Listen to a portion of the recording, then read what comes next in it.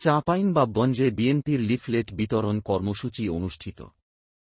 মাহিদুল ইসলাম ফরহাদ, চাঁপাইনবাবগঞ্জ জেলা প্রতিনিধি।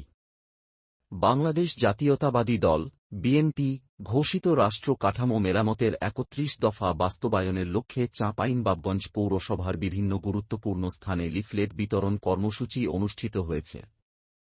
রবিবার ২৮ সেপ্টেম্বর বিএনপির ভারপ্রাপ্ত চেয়ারম্যান তারেক রহমানের নির্দেশে জেলা বিএনপির আহ্বায়ক গোলাম জাকারিয়ার নেতৃত্বে গাবতলা মোড়, কালীতলা, বডিন্দারা মোড়, নিমতলা মোড়, বাতেন খাঁর মোড় ও শান্তির মোড় এলাকায় লিফলেট বিতরণ করা হয়।